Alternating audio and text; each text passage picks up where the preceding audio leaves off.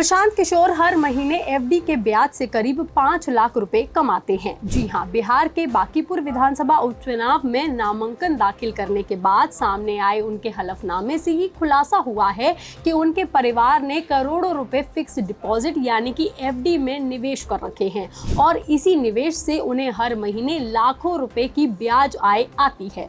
लेकिन आखिर ऐसी कौन सी एफडी है जो हर महीने इतना बड़ा रिटर्न दे रही है? क्या कोई आम आदमी भी एफडी से ऐसी कमाई कर सकता है? एफडी कहां करानी चाहिए? इसमें कितना पैसा लगाना होगा और आखिरकार एफडी पर कितना ब्याज मिलता है? आज हम आपको इस वीडियो में एफडी की पूरी गणित समझाएंगे आसान भाषा में। प्रशांत किशोर लंबे समय तक देश के बड़े चुनावी रणनीतिकार रहे हैं। उन्होंने कई बड़े नेताओं और राजनीतिक दलों के चुनावी कैंपेन संभाले हैं, लेकिन अब जब वो खुद चुनावी मैदान में उतरे हुए हैं तो उनके चुनावी हलफनामे में दर्ज संपत्ति और निवेश की खूब चर्चा हो रही है, क्योंकि हलफनामे के मुताबिक प्रशांत किशोर, उनकी पत्नी और उनके बेटे के नाम पर कई फिक्स डिपॉजिट्स हैं, जिनकी कुल कीमत करीब 8 करोड़ रुपए से भी ज्यादा बताई गई है। अब अगर इस रकम पर औसतन 7% सालाना ब्याज भी माना जाए तो साल भर में करीब 50 लाख से ज्यादा का ब्याज बन सकता है, यानी कि हर महीने करीब 4 से 5 लाख रुपए की कमाई होती है। लेकिन यहाँ सबसे बड़ी बात यह है कि ये कमाई किसी खास या स्पेशल एफडी से नहीं हो रही, बल्कि करोड़ों रुपए के निवेश पर मिलने वाले सामान्य ब्याज से ही हो रही है। यानी कि जिस एफडी में प्रशांत किशोर ने पैसा लगाया हुआ है, उसी तरह की एफडी कोई भी आम आदमी भी करवा सकता है। फर्क सिर्फ निवेश की रकम पर नहीं है। अब पहले ये समझ लेते हैं कि आखिर एफडी होती क्या है। दरअसल एफडी यानी कि फिक्स डिपॉजिट एक ऐसा निवेश है जिसमें आप अपना पैसा बैंक या किसी वित्तीय संस्थान में एक तय समय के लिए जमा करते हैं। बैंक उसी पैसे का इस्तेमाल अपने कारोबार में भी करता है और बदले में आपको पहले से तय ब्याज देता है। इसमें शेयर बाजार की तरह रोज कीमतें ऊपर नीचे नहीं होती हैं, यानी कि आपको पहले से पता होता है कि कितने समय बाद आपको कितना पैसा मिलेगा, और जब आपकी एफडी की अवधि पूरी हो जाती है तो बैंक आपका पूरा जमा किया हुआ पैसा भी वापस कर देता है, साथ ही उस पर मिलने वाला ब्याज भी देता है। यानी कि इसमें आपका पैसा भी सुरक्षित रहता है और रिटर्न भी पहले से तय होता है। यही वजह है कि भारत में एफडी को सबसे सुरक्षित निवेश विकल्पों में से एक माना जाता है। अब अगर आप भी एफडी से कमाई करना चाहते हैं तो उसके लिए आपको पहले ये समझना होगा कि एफडी का पूरा गणित कैसे काम करता है। आज के समय में ज़्यादातर बड़े बैंक अलग अलग अवधि की एफडी पर करीब 6 से 7% तक का सालाना ब्याज दे रहे हैं, लेकिन हिसाब आसान रखने के लिए हम यहाँ 7% ब्याज मान करके पूरा कैलकुलेशन आपको समझा रहे हैं।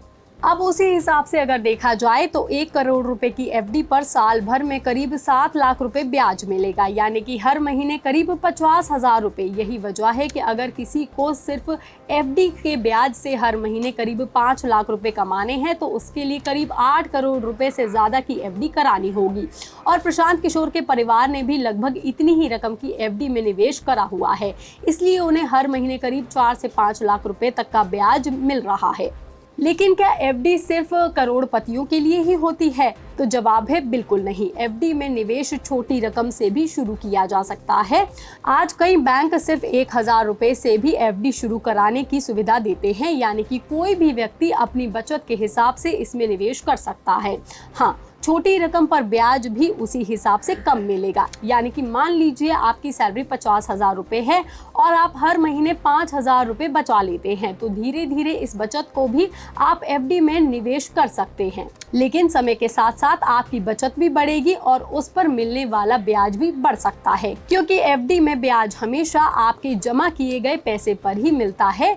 यानी कि जितनी बड़ी रकम होगी उतने ही ब्याज आपको मिलेगा। अगर एग्जाम्पल से समझे तो अगर आपने 10 लाख रुपए की एफडी कराई है और उस पर 7% सालाना ब्याज मिल रहा है तो आपको एक साल में करीब 70,000 रुपए तक का ब्याज मिल सकता है। लेकिन अगर यही निवेश 50 लाख रुपए तक पहुंच जाता है तो आपको सालाना ब्याज करीब 3,50,000 रुपए तक मिल सकता है। यानी कि आप इसी फॉर्मूले से आसानी से हिसाब लगा सकते हैं कि आपको हर महीने या हर साल कितनी अतिरिक्त कमाई चाहिए और उस हिसाब से से आपको कितनी रकम एफडी में निवेश करनी होगी। लेकिन सिर्फ ज्यादा पैसा लगाना ही या ज्यादा पैसा होना ही काफी नहीं है। एफडी कराते समय सही बैंक और सही अवधि चुनना भी उतना ही जरूरी है।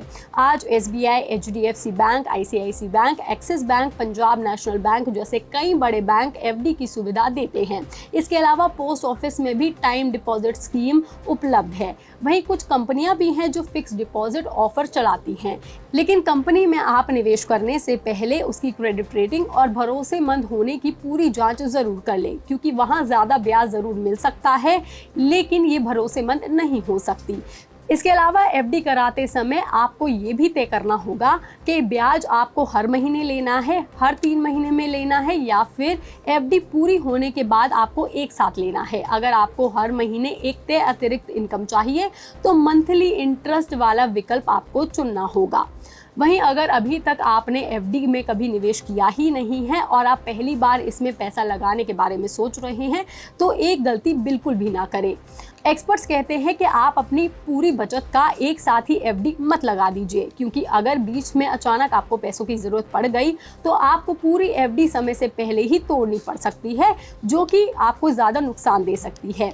इसलिए आप ऐसा कर सकते हैं कि अपनी बचत को अलग अलग हिस्सों में बांट करके एफडी करवा सकते हैं। इसे एफडी लैडरिंग कहा जाता है। मान लीजिए आपके पास 6 लाख रुपए हैं तो आप 2-2 लाख रुपए की 3 अलग अलग एफडियां करवा सकते हैं।